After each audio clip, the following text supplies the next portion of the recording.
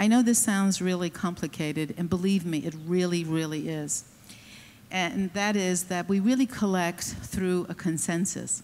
So we really don't buy unless we really agree.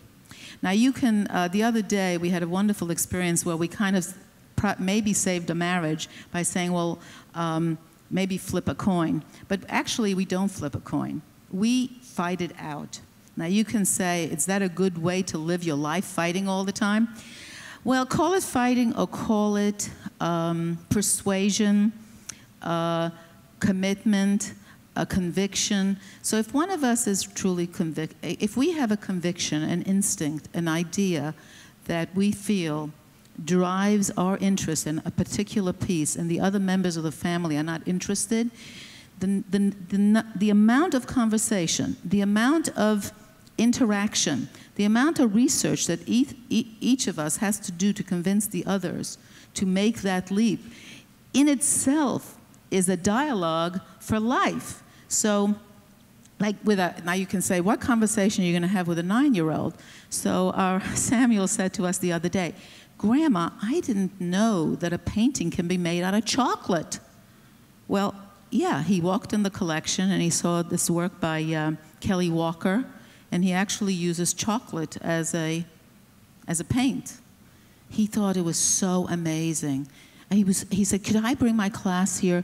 He went, apparently the teacher was telling me that he came to school asking if they could make paintings out of chocolate and how excited the kids were about this. So we can't talk about family enough because it's at the soul of why we're doing it every day.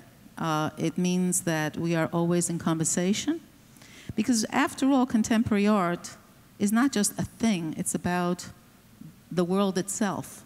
I mean, it is the world itself. But also you have to understand that children have to make sacrifices also when you collect.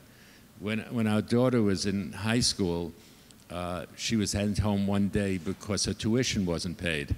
And she said, you know, why isn't my tuition paid? I said, well, there was a payment due on a piece of art. So we homeschooled her for 2 days until we caught up. But fortunately, she's very bright and caught up almost immediately. I think that shows a lot of crazy commitment to things. So I suppose that when you consider pieces, you go out and see them yourselves. You're not working with consultants and the whole cruise of.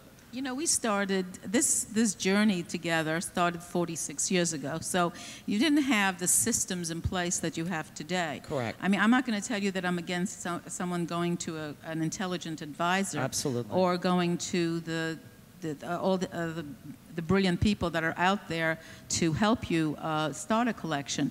But at the time, Don was in medical school and I was a teacher, and we were earning a teacher's salary. The parents were nice enough to pay the tuition, and we didn't dare tell them that we actually created a budget on my teacher's salary to start buying art, because that was total insanity. But that's what we did. And you know, 46 years, and you take a step every day, like maybe in our case, we take an art step every day.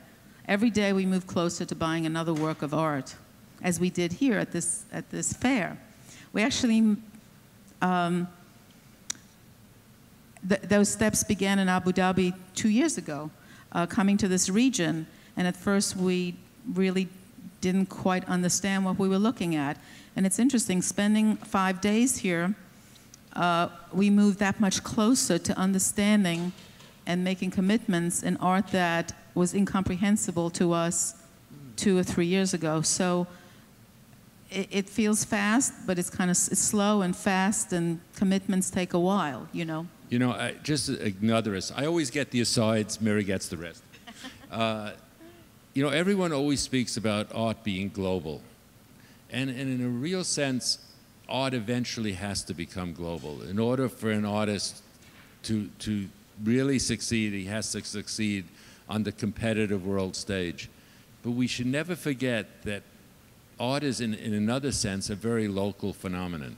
And that you must understand art, not only the art itself, but the context that it's made in. So I can't thank you all enough for giving us the opportunity to be here, because we have actually found five artists that we didn't know very much about at all before we came here.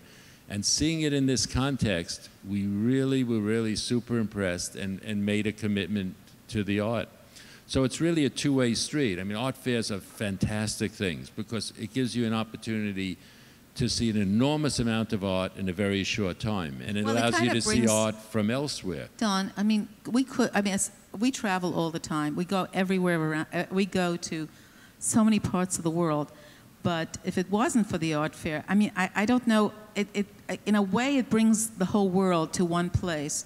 We then make decisions about specializing. So, like, when we discovered that China is something to look at, we at first might discover one gallery, Chinese gallery from Beijing at an art fair, like we did in Basel, in Basel and Miami, where we're from. Then we go to Beijing, and we go to Shanghai, and then we go to Poland, and then we come to Dubai, and we go to, we go to every corner of the world chasing what we think we are looking for. We don't, by the way, we don't know what we're looking for. I mean, right? Do we know what we're looking for, Don? I'm not sure we know anything at all, period. But we certainly don't know what we're looking for. But I tell you what, but like you, when you see magic, when you see something that changes the way you see the world, when you fall in love, you know it. It's like, how do you know that you're in love? Well, you just know it, you know? I'm curious, how many people here found something at this fair that they didn't know about that they were really impressed with? Show of hands. That's a lot of people. Almost everybody.